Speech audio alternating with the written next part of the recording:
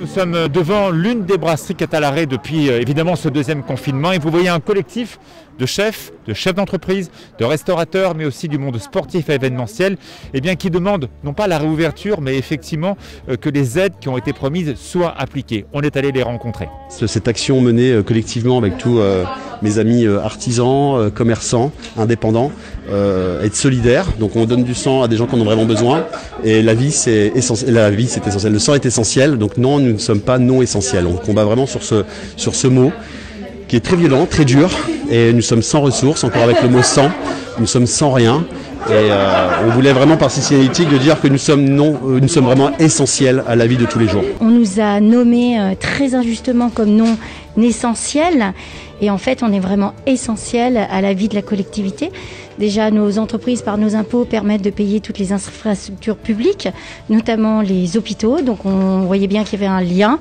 Et d'autant plus pendant le premier confinement, beaucoup d'entre nous de la profession des cafés, hôtels, restaurants ont participé à des actions pour monter un peu le moral des troupes des hôpitaux. On avoisine les 200 personnes, plus ou moins en fonction de la saison. Donc aujourd'hui, ils sont tous au chômage partiel. On a uniquement le personnel administratif au bureau qui sont 5 qui eux continuent de travailler pour assurer chômage partiel et puis le travail administratif en général. Après, sinon, on est complètement à l'arrêt, oui, effectivement. On avait réfléchi à faire du click and collect ou de la vente emportée, mais vu notre position, il n'y a pas énormément de monde en ville et de passage, donc pas grand intérêt. Alors donc moi, dans mon activité événementielle, effectivement, aujourd'hui, on est à 97% de chiffre d'affaires perdu. Comme vous le savez, l'événementiel a vraiment été impacté. On a été les premiers à arrêter et on sera les derniers à reprendre. Donc aujourd'hui, la situation est vraiment catastrophique pour nous. Étant donné qu'on a vraiment rien fait depuis cette période de confinement. Nous faisons vivre beaucoup de gens lorsqu'on fait quelque chose, les plombiers, les ébénistes, on fait travailler énormément de monde et nous sommes tous impactés et ça il faut qu'on le fasse savoir parce que là nous avons nos amis charcutiers, on achète du pain, on achète du chocolat, on achète des fruits, des légumes, du poisson, donc tout cet écosystème un peu en ce moment en stand-by. Donc encore une fois on le dit, c'est essentiel notre métier à faire vivre et perdurer ce bon fonctionnement qui nous unit tous. On est très très inquiet, c'est sur le deuxième trimestre. On a des entreprises aujourd'hui qui ont de très grosses difficultés financières, des problèmes de stock, des problèmes d'achat parce qu'on a anticipé sur des achats. C'est bien que le Black Friday soit décalé, mais pour autant il va falloir pouvoir ouvrir les magasins et pouvoir aller dedans. On sait qu'il y a certaines dispositions qui sont prises qui vont être peut-être intéressantes, avec des surfaces peut-être qui sont plus grandes pour les protéger les personnes, mais pour autant il va falloir pouvoir vendre et ça on n'en est pas sûr du tout.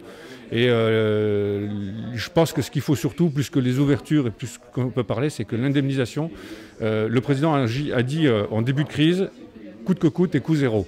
Mais aujourd'hui, on n'est pas dans le coût zéro.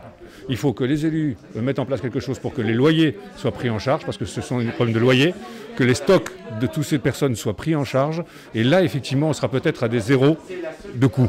Et on pourra effectivement patienter. Sinon, il y aura une vraie crise sociale. Quand est-ce qu'on va pouvoir ouvrir ? À quel moment on va faire nos commandes, charger nos caves pour pouvoir travailler? Aucune visibilité. C'est ça qui vous inquiète? On ne sait pas où on va. On ne sait pas où on va. Alors nous, on a 2600 licenciés. On a à peu près 20% de perte de licenciés actuellement. On a une section, donc la gymnastique, où le gymnase nous appartient. Et aujourd'hui, avec 20% de moins de pratiquants, on est au bord de la rupture. C'est-à-dire que si on ne nous aide pas, on sera obligé de fermer notre gymnase d'ici peu. Il faut savoir que dans les commerces de proximité, on emploie majoritairement des salariés de moins de 25 ans qui sont nos enfants et qui permettent... Qui sont des locaux, donc c'est ça aussi le circuit court. Et qui sont des locaux qui n'ont pas forcément encore un bagage professionnel fort. Et nos entreprises permettent de donner du travail à ces personnes, ce qui n'est pas le cas dans les grandes structures d'Amazon.